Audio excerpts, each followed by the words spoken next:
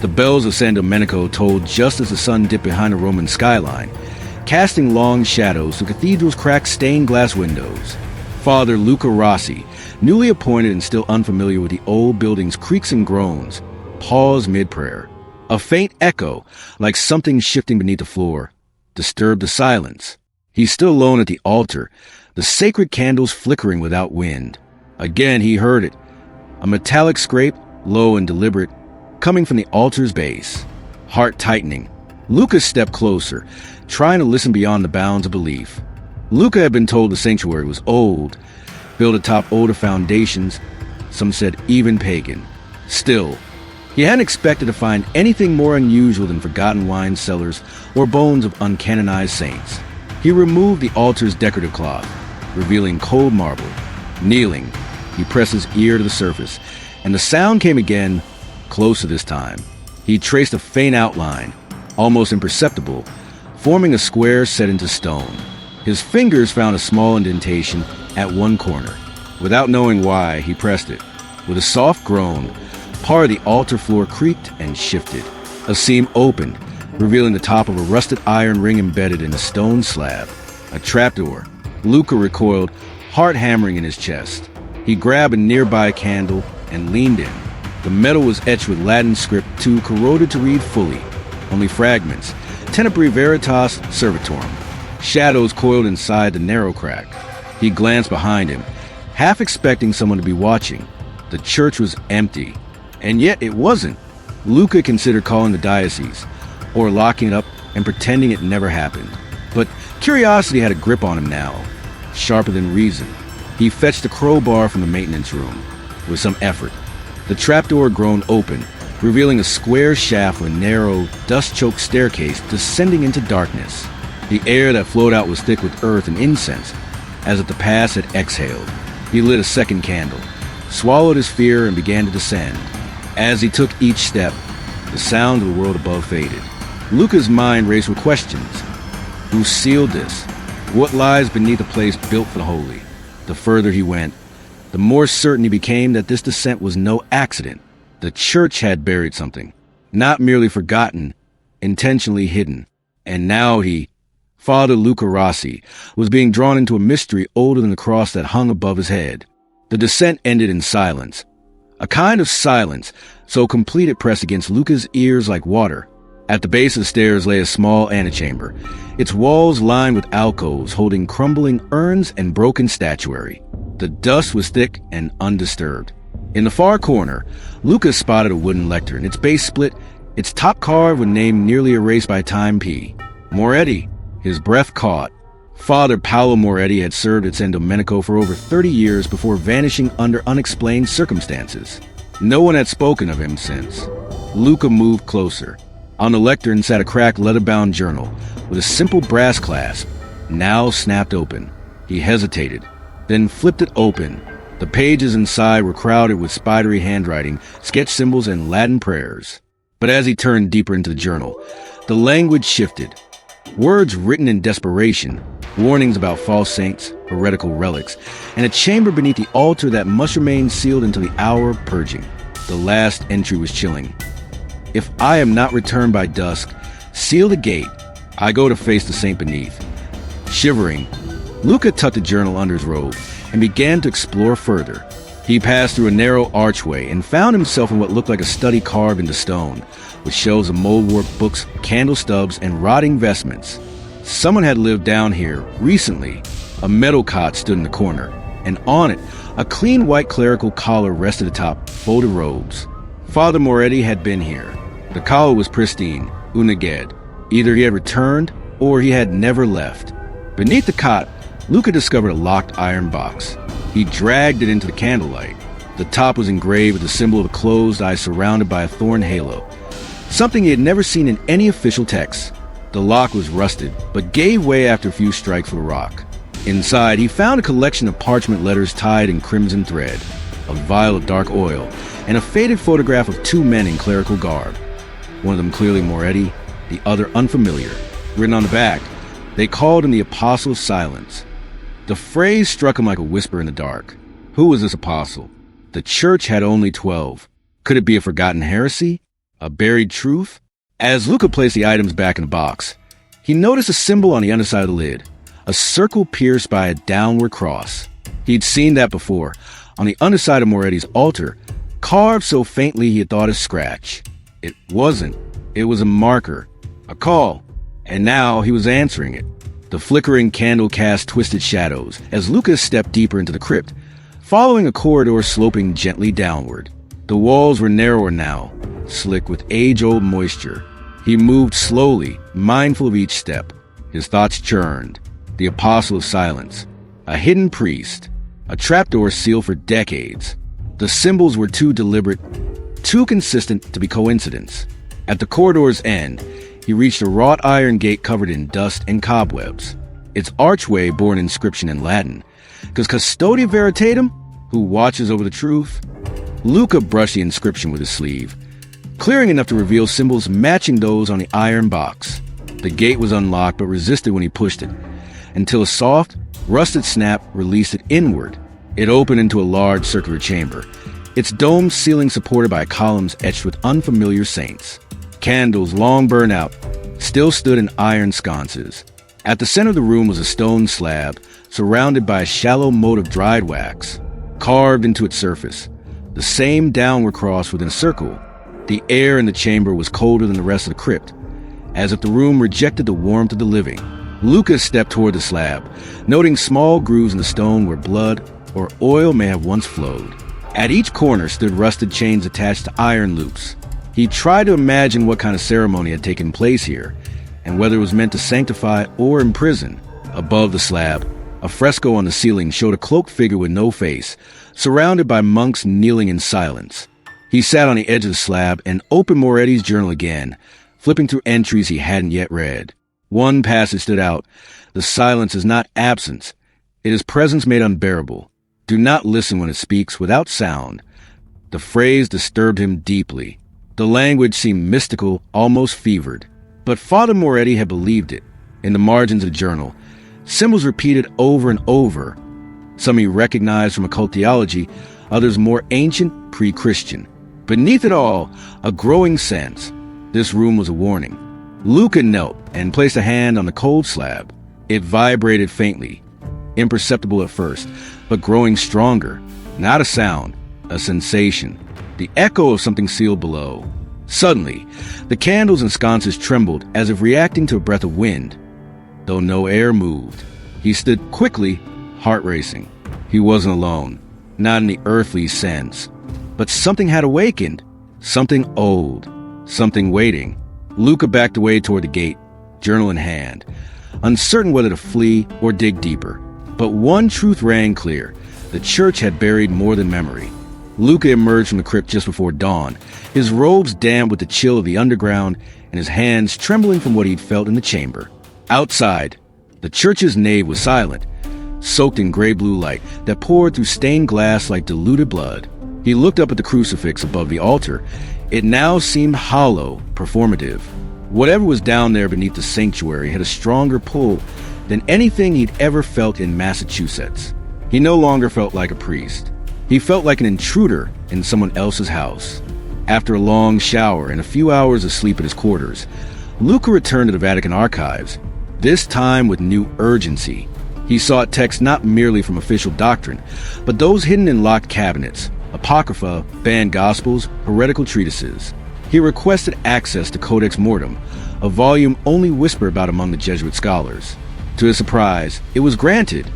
Perhaps the title of archivist carried more sway than he thought. The tome arrived, heavy, bound in cracked hide, sealed with wax and smelling of iron and time. He flipped through the brittle pages, eyes scanning for any mention of the downward cross or the apostle of silence.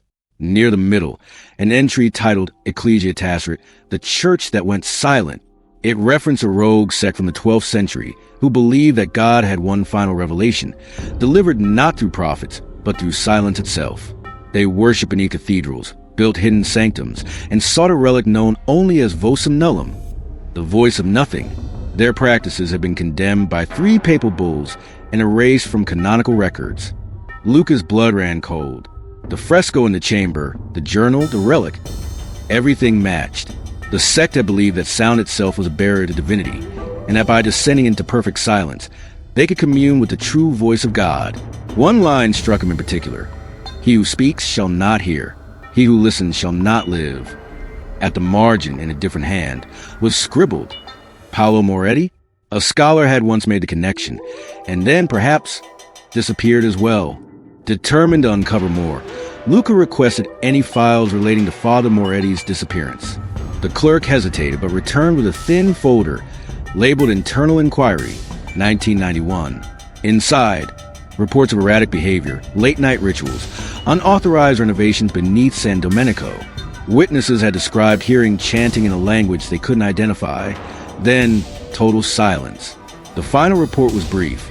Case closed. Father Moretti presumed dead. Site sealed under Vatican Directive Silentius Lux. Luca leaned back, stunned. This wasn't just forgotten history. It had been buried with intention. That evening, Luca stood once again at the edge of crypt entrance. This time, he wasn't alone. He called in Sister Camilla Duarte, a scholar of early Christian heresies, and one of the few he trusted within the church's intellectual circles. Her eyes were sharp behind rimless glasses, and she carried a leather satchel filled with translated manuscripts and protective relics. "If you're right," she said as they descended the stone steps, "this place is more than a burial site. It's a vault, and someone didn't want it opened." Camilla moved with studied confidence, examining the walls and taking notes as they passed the sealed tombs. She paused often to whisper translations of Latin inscriptions. At the gate to the hidden chamber, she hesitated, fingertips brushing the iron. "This symbol," she said, pointing to the downward cross, "predates Christianity. It was used by mystic cults to mark boundaries between the physical and divine realms, not as blasphemy, but as a warning." Luca unlocked the gate again, and together they stepped inside. Inside the chamber, the atmosphere had changed.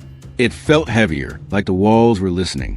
Camilla paced slowly around the ritual slab, murmuring a quiet prayer. She placed a small medallion at each corner, protective wards she claimed were blessed. Luca opened Moretti's journal again, this time letting her read the passage about Vocem Nullum. Her lips tightened. "This isn't a metaphor," she said. "They believed silence was alive, and that it could choose who heard it." She tapped one foot. There should be a lower chamber beneath this slab. Together, they examined the grooves and corners of the slab. Camilla discovered a small circular indentation near one edge, just the size of the iron medallion from the box. With Luca's hesitant nod, she inserted it. The slab clicked and slowly shifted with a deep groan of ancient stone. Beneath it, a staircase spiraling down into darkness, colder and blacker than the crypt above. Luca stared into it, heart hammering. "Once we go down," Camilla said, "we don't know what comes back up." They lit 2 oil lamps and descended, each step creaking with ancient strain. The stone was older here, almost primal, and the walls bore no carvings, just smooth, curved surfaces that absorbed the light instead of reflecting it. A presence pulsed through the air like pressure before a storm. Then, from somewhere below, a whisper, wordless, yet unmistakable. Camilla gripped his arm. "We're not alone." Luca nodded, but he also knew whatever lay ahead was calling to him. The staircase led them to a cavern unlike anything Luca had seen beneath a religious site. The air was frigid, unnaturally still, and the ceiling arched impossibly high. The walls were carved with no markings, only seamless black stone that seemed to shimmer when viewed from the corner of the eye. At the center stood a tall obsidian pillar, its surface rippling faintly as if submerged in water. The lamps flickered violently as they approached, casting shadows that moved even when they stood still. Camilla knelt and unrolled a scroll from her satchel, brushing the stone floor as she read aloud a chant written in Proto-Aramaic. "It's a binding verse," she said, "meant to keep something sealed. Not evil necessarily, just dangerous." Luca's eyes never left the pillar. As Camilla chanted, the shimmering grew more intense, and a low hum entered the air, a vibration that passed through bone instead of ear. The whisper returned, no longer faint. It pulsed in his head, rhythmic and seductive. "Luca?" Suddenly, Luca stepped forward. Camilla shouted his name, but it was distant, like underwater. His fingers touched the pillar, and it responded. A shock wave burst from the contact, sending Camilla to the floor and extinguishing both lamps. Luca stood motionless in total darkness, light replaced by visionless clarity. The whisper became a voice, ancient, layered, in tongues he'd never learned but somehow understood. The silence is not absence. It is presence, and you have broken the veil. The darkness shifted. In the blackness, Luca saw images not with his eyes, but within his mind. A city buried beneath the Vatican before Rome was founded. Priests with sewn lips kneeling in endless worship. A celestial gate, opened by soundless prayer. The final image, Luca himself, robed in crimson, standing before a congregation with hollow eyes. Then, light returned. Camilla had struck a match and relit one lamp. Luca staggered back, breathless. "What happened?" she demanded. He hesitated. "I think I was chosen." They fled the chamber. Luca was shaking, and Camilla was pale with fear. "That wasn't just a relic," she said, clutching her satchel. "That was a communion." Back in the crypt above, she began sealing the chamber with relics and reciting protective verses in Latin. Luca stood at the top of the staircase, staring down into the darkness that now whispered less gently. It was awake, and so was he. The voice had marked him, and a part of him had already begun to listen. The next morning, Luca awoke in his quarters with start, drenched in sweat. He had dreamed of fireless light and chanting voices, all mouths unmoving. In the dream, he stood at the altar of St. Clement's, but the pews were filled with figures wrapped in silence, eyes glowing, hands clasped in ritual. He dressed quickly and met Camilla in the library annex. Her face was drawn, dark circles beneath her eyes. "We disturbed something," she whispered, "and now it wants out." Camilla produced a charcoal rubbing from the crypt chamber, a faint symbol she'd noticed above the arch as they fled. Together they matched it to a forgotten sect, the Custodes Sileni, or Guardians of Silence, an early Christian group excommunicated for heretical rites involving the wordless God. Documents described an entity believed to dwell in divine silence, beyond the reach of language. Worshipping it required one to forego speech entirely, to listen without ears. Luca shivered as he recognized the echo from the pillar. The archives revealed disturbing history. In the 5th century, Pope Simplicius ordered the sex sanctum buried beneath layers of sanctified stone. The Custodes Sileni had gone willingly, sealing themselves alive in crypts, believing the wordless God would reward them in eternal silence. But before the vault was sealed, one relic was taken, the obsidian voice. Luca recalled the pillar. "It was never meant to be found," Camilla said, "and we've done worse than find it, we've reawakened it." Later that evening, strange things began happening around the basilica. A deacon went missing during Vespers. Choir voices dropped off in mid-hymn, as if the air had been sucked from their lungs. In Luca's office, holy water turned cloudy. Moretti's journal pages curled inward, and the words on the last page changed. "He that listens shall become the mouth." Camilla insisted they leave, take the evidence to the Vatican. But Luca, increasingly conflicted, stayed silent. Part of him felt drawn to stay. That night, Luca stood alone in the basilica sanctuary. The candles wouldn't light, and the air was deathly still. He knelt before the altar, trying to pray, but words failed him, not out of fear, but because something inside him resisted speaking. It was not silence from without, but within. A veil had thinned, and through it, he felt the obsidian voice humming once more. Luca lowered his head, lips pressed tightly. Something had been unlocked deep within the vault, and deeper still within himself. Camilla packed her belongings before dawn. She had contacted the Vatican archives and arranged for a secure transport of the scrolls and relics. "I'll be back," she told Luca, "but we need theological oversight. What we've uncovered may predate Christian doctrine entirely." Luca watched her from the basilica steps as she disappeared into the early Roman fog. He felt the city breathing, the ground subtly pulsing under his shoes, as if the silence below had grown restless now that Camilla was gone. That evening, the silence in the crypts deepened. Luca descended alone, lantern in hand, drawn once more to the sealed vault. The relics Camilla used to ward the entrance had been disturbed, rearranged with almost reverent precision. The obsidian door, once flush with stone, now had a thin slit of light bleeding from within. Luca placed his hand on the seal and felt warmth. A voice, not in his ears but behind them, spoke softly. Return what was stolen.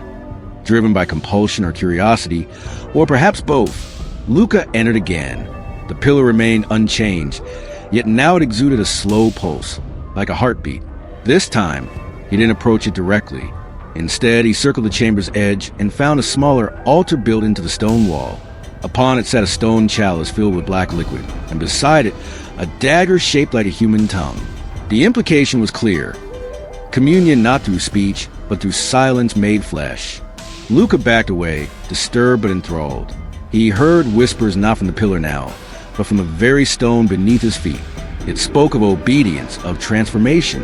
The custode Sileni had not worshipped a god of silence, but a god within silence, a deity that required no temple, only stillness. Luca remembered the final image from his vision, himself in crimson robes, guiding others into silence. Was it prophecy or warning? He fled the chamber, racing up the stone stairs and locking the crypt behind him. Back in the nave, the stained glass windows no longer depicted their original saints. Now they showed wordless scenes, mouth sewn shut, ears removed, a god with no face at the altar. Luca blinked, and the images were gone. Or had they ever been there? He fell to his knees beneath the dome and muttered the Lord's Prayer. But deep inside, he heard no response, only the steady hum of a god awakening. 3 nights later, Camilla returned, accompanied by Father Dominic, a Vatican demonologist, and Sister Evangeline, a scholar from the Congregation for the Doctrine of the Faith. They brought with them a consecrated reliquary, ancient incantation scrolls, and a mandate. The basilica was to be quarantined and examined under ecclesiastical authority. Luca greeted them with a hollow look, his voice softer now, as if each word took effort. Camilla sensed something was wrong. "You've been down there again, haven't you?" she asked. He didn't answer. The team descended into the crypt with great caution. Dominic led a prayer in Latin, while Evangeline read aloud from the scroll of prohibitions written centuries ago against the voice beneath the vault. Camilla noticed that as they passed into the inner chamber, the echoes stopped responding. Dominic placed his hand on the obsidian pillar and immediately recoiled. "It's not inert," he muttered. "It's listening." They began the ritual to seal the vault anew, but Luca interrupted, warning them they might be making it stronger. Tension cracked open when the reliquary burst into flame mid-prayer. Evangeline collapsed, blood pouring from her ears, eyes rolled white. Camilla screamed and rushed to her side while Dominic tried to continue the rite, but his voice faltered. The chamber grew darker, unnaturally so, and Luca stepped back from the group. His eyes were distant, pupils dilated. "It's not evil," he whispered. "It's old. It wants reverence, not rejection." Dominic shouted for him to stop speaking, but it was too late. The chamber walls vibrated with subsonic energy, a deafening silence, thicker than any sound, pressed into their skulls. Luca's body seized, then relaxed. From the center of the room, the obsidian pillar cracked at the base, revealing a staircase spiraling downward. Camilla, weeping and praying, grabbed Luca's hand and pulled him away, but he didn't resist. Instead, he looked down the stairs with calm fascination. "We've only heard the threshold," he said. "The sanctuary lies beneath." They sealed the crypt that night with holy chains and poured molten wax into its hinges. Ancient rites reenacted for the first time in centuries. Dominic wrote his report by candlelight, deeming the site incompletely contained and too dangerous for civilian or clerical access. Luca, now silent for hours, watched from the shadows. Camilla kept a close eye on him, fearful that whatever had spoken from the pillar hadn't left empty-handed. She wasn't sure. Camilla refused to leave Luca alone. The Vatican team departed by morning, leaving behind warnings, scrolls, and a promise to escalate the matter to higher authorities. Luca sat in the basilica's absent silence, unmoving, unblinking as if in prayer. Camilla tried to speak to him, but he offered only stillness in return. She sat across from him, whispering psalms, hoping some part of him, was still listening. She noticed, with growing dread, that his breathing no longer matched the rhythm of a living man. By the 3rd day, Luca began speaking again, but only in riddles. He quoted scripture backwards, referred himself in plural, and spoke of the covenant beneath dust. Camilla wrote down everything, comparing it with the Vatican scrolls they'd recovered. Some phrases matched obscure prophecies, banned text speaking of an unvoiced God buried in places where no church dare bless. Luca insisted the pillar was not a prison, but a door, and that he had been chosen as a vessel. Camilla felt terror mount with every word. That night, Camilla had a dream. She stood in the crypt again, but the pillar was gone. In its place stood Luca, robes blood red, mouth sewn shut with golden thread. He raised his hand and pointed upward, where the ceiling opened into a vast cathedral made of bone and silence. The silence sang. She awoke gasping, soaked in sweat, heart hammering. And in the quiet that followed, she swore she heard footsteps pacing slowly inside the basilica, though she knew Luca had never moved. Camilla realized she could not wait for Rome's next move. She needed to act, to find out what truly lay beneath the pillar. She prepared holy water, rosary beads, and took up the ancient dagger she had found in the crypt. If Luca was right, the sanctuary wasn't sealed, just sleeping. And if that sleep was disturbed, humanity might not be prepared for what would awaken. Before sunrise, she descended alone, clutching her faith like a weapon. The silence welcomed her. At the base of the broken pillar, the spiral staircase yawned open, beckoning. The air smelled of iron and incense. Camilla whispered prayers with every step downward, the darkness thickening with each turn. At last, the staircase ended at a stone archway carved with no script, just concentric circles. As she stepped through, the stone pulsed faintly beneath her feet. The passage opened into a vast underground cathedral, lit not by flame, but by breathless, pulsing silence. The sanctuary had not been forgotten. It had simply been waiting. The underground cathedral stretched far beyond anything Camilla had imagined. Pillars of carved basalt rose like petrified angels, their wings etched with ancient symbology, not quite Christian, not quite pagan. A slow vibration underfoot guided her forward, almost like a heartbeat. In the distance stood an altar, black and gleaming, surrounded by statues with faces hidden behind veils of gold. At its center, an open tome glowed faintly, its pages flipping against no wind. Camilla approached, heart thundering. As she reached the altar, the tome pulsed. Once, her hand hovered above it, drawn by an invisible force. Words rearranged themselves on the pages, forming verses she recognized from Luca's cryptic ramblings. Let silence be your gospel. Let stillness be your prayer. She flipped to the final page, blank, except for her name written in ash. Staggering back, she suddenly heard whispers behind her, like a congregation holding breath. But when she turned around, the cathedral remained empty. Camilla collapsed to her knees, praying aloud, calling on saints and angels. But the silence responded with clarity, thoughts not her own seeping into her mind. The sanctuary was not a prison. It was a covenant, ancient beyond Genesis. It had no name, only intention. It preserved secrets that humans had once worshipped, then feared, then buried. And now, through Luca, it sought communion once more. Camilla screamed, but the sound dissolved before it reached the walls. A low hum echoed from above. Footsteps. Camilla looked up to see Luca descending the spiral staircase, his face serene, eyes lit with soft fire. He wore new robes, embroidered with symbols from the cathedral itself. You came, he said gently. Now we begin. She backed away, brandishing the dagger, but he did not flinch. This place chose us, he whispered. We're not witnesses. We are liturgy. The tome closed with a gust of cold air. Luca walked to the altar, knelt, and recited a prayer in a language Camilla did not recognize, but understood. It wasn't Latin. It was older. As he spoke, the walls began to vibrate with resonance, and the statues lifted their golden veils, revealing eyeless faces carved with tears. Camilla felt her knees give out, not from terror, but awe. The truth was not malevolent. It was simply unbearable.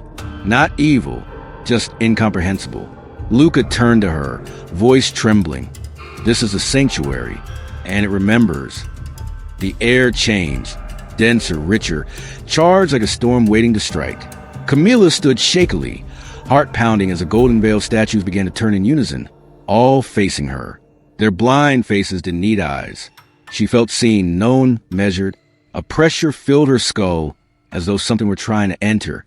Luca stepped aside, allowing her to approach the altar again. It's asking, he said simply. It never demands, but it always waits. Camilla hesitated, then placed her hand on the tome. As her fingers touched the cover, visions crashed through her mind. Cities crumbling under red skies, choirs made of shadows, oceans boiling into mist. In every image, the The sanctuary remained unchanged, buried beneath the ruins, waiting patiently. A whisper in 1,000 voices said, "We remember the first silence." Her hand recoiled, trembling. Luca caught her as she stumbled. "Now you understand," he said softly. "This isn't about destruction. It's about inheritance." Camilla paced the stone floor, struggling to catch her breath. "What does it want?" she asked. Luca gestured around them. "Not worship, not fear, memory." He knelt and began drawing a symbol into the dust. Concentric rings with a single dot at the center. "We've spent centuries forgetting this covenant. The church buried it. Our ancestors sealed it. But forgetting does not unmake truth. We were chosen not to serve, but to remind." Camilla stared at the symbol. It pulsed faintly. Behind them, the veiled statues began to sing, not with mouths, but through the stone itself. A low, harmonic vibration filled the air, resonating deep in Camilla's bones. It was beautiful and terrifying, like the sound of stars collapsing. She fell to her knees again, not in worship, but overwhelmed comprehension. This was the language of the sanctuary, a music that bypassed thought and went straight to truth. She felt her own thoughts being rewritten, restructured into something older. Suddenly, silence returned. The statues froze. The light from the tome dimmed. Luca stood still, eyes wide. "It's made its choice," he whispered. Camilla looked around, feeling the sanctuary pull away like a receding tide. Something had been granted, but not to her. Luca's face went pale. "It spoke your name." Camilla shook her head. "No, it was your voice that led me here." But deep down, she knew. She was no longer just a witness. She had become part of the sanctuary's memory. Back in the cloister above, night had fallen. Rain beat softly against the stained glass windows, casting fractured colors across the ancient chapel floor. Camilla sat in silence, her habit damp with cold sweat. Luca had returned to the guest quarters to prepare. For what? She wasn't sure. The cathedral beneath them no longer felt hidden. It was breathing, living beneath her feet. Each crack in the stone floor now felt like a vein. She could feel its pulse. She lit a candle and opened her prayer book. But the words felt foreign now. Her thoughts no longer flowed in linear lines, but in echoes. Latin phrases shimmered on the page, rearranging into symbols she had seen in her visions. She wasn't losing faith. She was expanding it. The boundaries had blurred. Were the prophets madmen, or had they simply touched what she had? A small voice in her mind whispered, revelation was always memory. A knock at the chapel door pulled her back to the moment.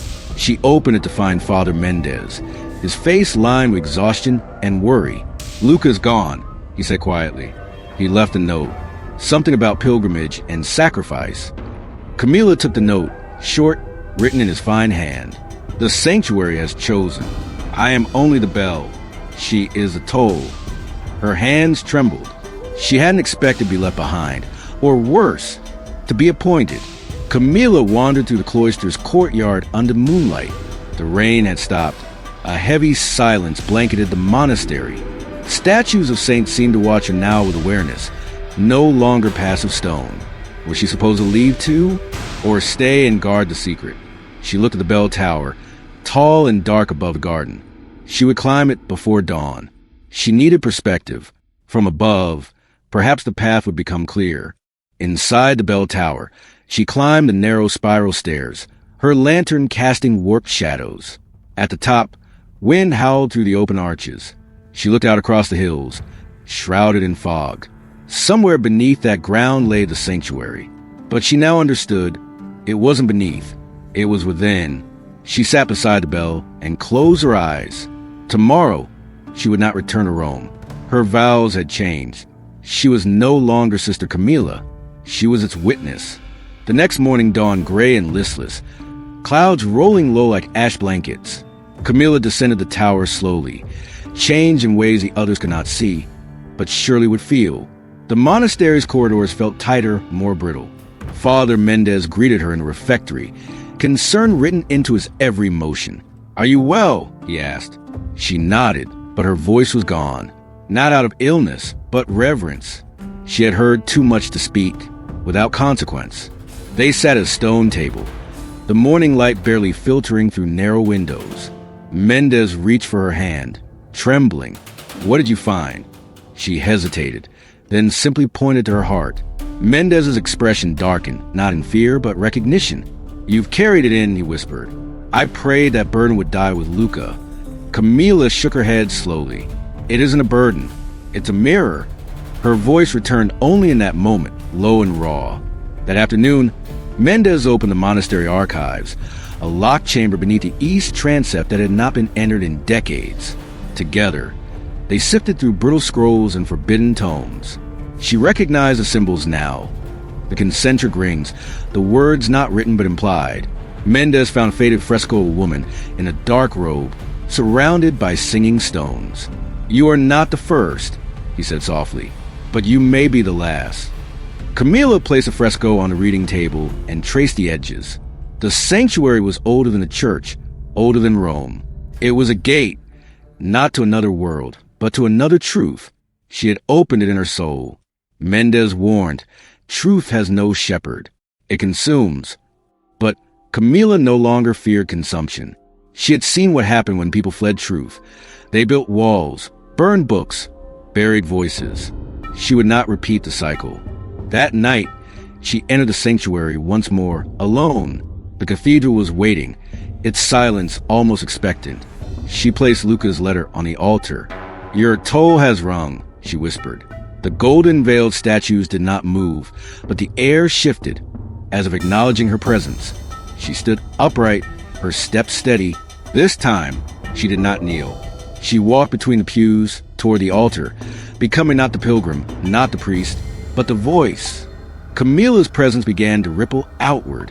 In the days that followed, monks and visitors noticed changes, not just in her, but in the monastery itself. The bells rang at strange hours, even when untouched. Candles lit themselves in the chapel, flickering despite still air. Whispers drifted through cloisters with no source. Camilla said nothing. She had become a tuning fork, vibrating in harmony with something older than the stones they walked upon. Pilgrims began arriving, unbidden and unaware of why they came. They spoke of dreams, visions, and voices calling them eastward. Camilla greeted them in silence, blessing them with gestures she had never learned. One child approached her and whispered, "You're the door." Camilla only nodded. The church took notice. Rome dispatched emissaries, clean men in tailored robes who asked polite, sterile questions. Camilla did not answer. She had no language left for them. One emissary stayed behind. Father Bellanti, younger than most, yet with eyes that hinted at old doubts. He watched Camilla closely, never accusing, only curious. One evening, he followed her down to the sanctuary. She led him. He knelt at the threshold and wept. "I thought faith was obedience," he whispered. "But this is awe." Camilla offered him her hand, not an invitation, but acknowledgement. She had seen awe, and she had chosen to carry it. Later, she took him to the archives and showed him the fresco, the scrolls, the ancient sigils buried for centuries. "These were never heresies," she said softly. "They were censored truths." Bellanti nodded. "And you, what are you?" Camilla smiled faintly. "I am not the key. I am the echo." He left the monastery 3 days later, refusing to write a report. He told the church he had seen nothing, and perhaps, in words, he hadn't. As spring unfurled across the mountains, the monastery remained still. Camilla took to writing again, not scriptures, but dreams, etched onto vellum, wrapped in linen, and placed beneath the stones of the sanctuary. She knew others would come, others would forget, but some would remember. That was enough. She was not chosen. She was awakened, and the sanctuary, now fully revealed, no longer demanded loyalty, only presence. Word spread quietly, not through official channels, but through hushed conversations in seminaries. Letters slipped into the bindings of hymnals and the dreams of the desperate. Scholars began to appear, an archaeologist claiming he was chasing a lost Roman cult, a linguist hunting pre-Christian dialects, a philosopher in search of metaphysical proof. Each brought tools and theories. None found answers. Camilla did not guide them. She only watched as the sanctuary sifted them one by one. Some broke. One woman fled in the night, screaming about a voice with no mouth. Another carved symbols into her skin, tried to make her body readable. Others stayed, becoming caretakers, wordless and wide-eyed, tending gardens and scrubbing floors without direction. The sanctuary was not cruel, but it was merciless. It gave only what was asked, and only when one did not know the question. Camila wept once for them, then no more. Father Mendez grew frail, watching the changes unfold. He no longer climbed the sanctuary steps, but sat in the garden beneath the almond tree. "It's always the young who hear it first," he told Camila. "The old, we just remember having heard." She held his hand during his last breath. "Did you find what you were searching for?" she asked. He smiled faintly. "No, but I stopped looking." She buried him beside the stone wall. After Mendez's death, the church made one last attempt. A delegation arrived with drones, scanners, and armed guards. They were clinical and cold, taking measurements and threatening silence. Camila greeted them wordless and led them to the sanctuary. None followed her inside. They stood at the threshold, their machines stuttering, their weapons heavy with doubt.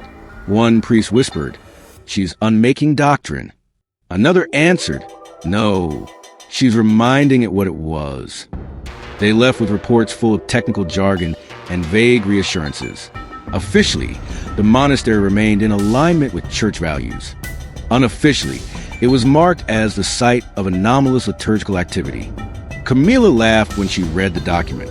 Not mockingly, just lightly, like someone remembering a childhood prayer. The sanctuary had not changed. Only people had. And change, she had learned, was not heresy. It was liturgy in motion. Summer ripened the valley, draping the monastery in golden light. Camila wandered its halls barefoot, her silence now a kind of song. Each step stirred memory in the stones. The sanctuary responded, less with spectacle, more with presence. Flowers bloomed where none were planted. Books fell open to the right page. The bells chimed not on the hour, but when needed. The monastery had become an instrument, and Camila, its most gentle note.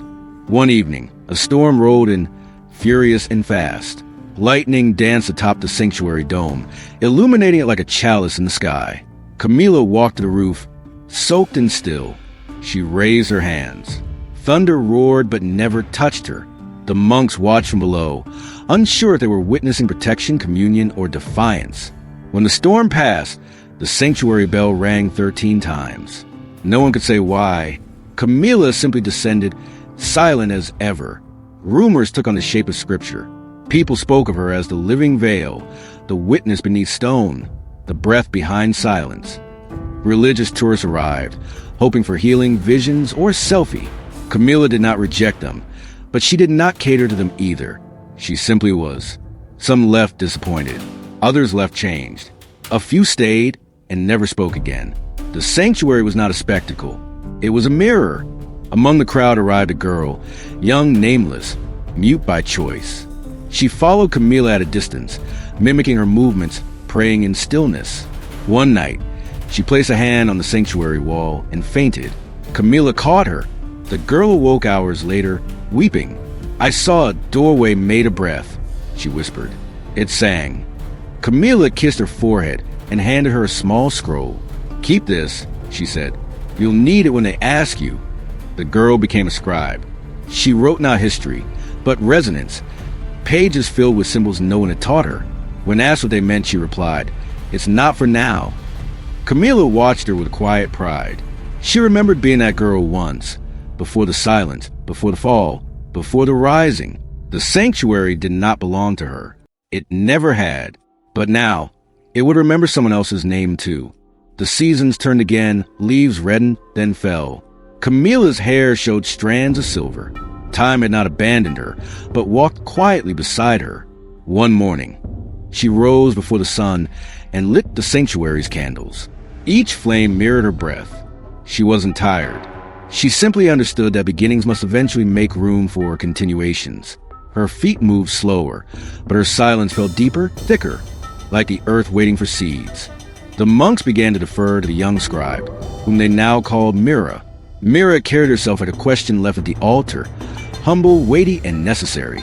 She revised old texts not by altering their words, but by arranging their margins. Somehow, meaning shifted without translation. Camila nodded when shown the changes. "Language is where silence goes to rest," she murmured, and Mira understood. Visitors kept coming, fewer but stranger. One woman wore a bishop's robe stitched with thorns. A blind man who claimed to hear colors stayed for weeks in a cellar. A rabbi and a Sufi scholar held hands in the cloister, praying in tandem. No one sought ownership of the sanctuary anymore. They came not to control, but to confess. The sanctuary remained silent, and that silence was understood as mercy. One night, Camilla felt a tremor beneath her feet, not seismic but sacred. She entered the sanctuary and saw Mira standing in the center, eyes closed, humming a melody older than language. The walls pulsed gently with sound. Camilla smiled. She stepped back, sat near the altar, and listened. She was no longer the vessel. The sanctuary had found a new voice. It did not reject the old. It simply made room. As dawn broke, Camilla returned to her chamber. She opened her journal, the one Father Mendez had given her years before. Only one page remained blank. She wrote, "I was not the beginning, nor the end, only the silence between." She closed the journal, placed it beside her bed, and lay down. Her breath slowed. The sanctuary bell rang once. Mira heard it and wept, not in mourning but in gratitude. The bell that rang for Camilla echoed through the valley for days. Birds flew differently after. Trees leaned toward the monastery. Even the river changed its course by a degree. Mira stood at the sanctuary's heart and lit the candles as Camilla had once done. She did not cry in front of the others. Instead, she whispered her grief into stone, knowing it would hold it better than any person could. Mira called for a day of silence. Monks, villagers, and pilgrims gathered without words. They sat in concentric circles around the sanctuary, facing inward in the quiet. Some wept, others slept. The wind moved through them like a low voice, and from time to time, a bird cried out. It felt like liturgy without litany, mourning without despair. When night came, stars filled the sky with unusual density. Some said they formed a pattern. Later, Mira unearthed something hidden behind the altar, a door within a wall, sealed not by hinges but by intention. On it was etched the phrase, "Only silence opens me." She did not speak. She sat before it for 3 days. On the 4th, the stone softened. The door opened inward, revealing a staircase lit by an unseen source. Mira descended. No one followed. Some tried to document it. Nothing appeared in photographs. Beneath the sanctuary was a library, one not built, but grown, roots curved into shelves. Fungi illuminated spines. Water trickled into fonts beside, writing desks carved of stone. The books were not bound in leather, but in woven bark and pressed petal. Mira ran her hands along their covers. They hummed. Each book contained a piece of memory not hers, but familiar. She was no longer a visitor. She had become its steward. Mira chose one book. It bore no title. She opened it and found a page filled with mirrored text, legible only when reflected in a pool of water. She read aloud for the first time in years. Her voice did not echo, it absorbed. The sanctuary above trembled softly, not in fear, but as if exhaling. A new age had begun, not by proclamation, but by reading. A girl who once saw a door made of breath had now opened one. Years passed. The sanctuary, once whispered about in hidden corridors of Vatican archives and dismissed by secular scholars, had become legend, not because of miracles, but because of something more elusive, transformation. No one ruled it. No doctrine was imposed. People came from every creed and none, walking barefoot on the old stones. They weren't seeking salvation. They sought stillness, memory, and meaning. Mira rarely appeared during the day. She was most often seen at dusk, barefoot and cloaked, tending to a garden no one had planted. Flowers bloomed that didn't exist in botany texts. Some claimed the petals whispered prayers in forgotten tongues. The children called her the keeper. Adults called her nothing. They only bowed their heads slightly when she passed. Her presence was a hush in the air. In the sanctuary's underground library, new texts appeared, not written but remembered. People entered and found pages they'd never penned, recounting dreams they hadn't known were shared. A woman once found a line her grandmother used to say, written in perfect script on a page titled Songs Between Silence. A grieving man found a record of a letter he had buried with his wife. The sanctuary had become a mirror. One evening, thunder cracked, though no storm followed. Mira climbed the bell tower and rang the bell herself. For the first time, the tone it produced was lower, older, almost subterranean. That night, everyone dreamed of light under stone, of a garden blooming in the dark. When they awoke, a new passage had appeared behind the altar, different from the last. This one descended deeper, and it was wide enough for all. As the people gathered at the opening, Mira stood beside it and simply said, "You may go." Some hesitated, others wept, but one by one they entered, not to escape the world, but to find the one beneath it, the sanctuary beneath the sanctuary. And as the last person descended, Mira turned to the old stone wall, pressed her palm to it, and whispered, "Close." The stone obeyed. Silence returned. But it was not empty. It was full,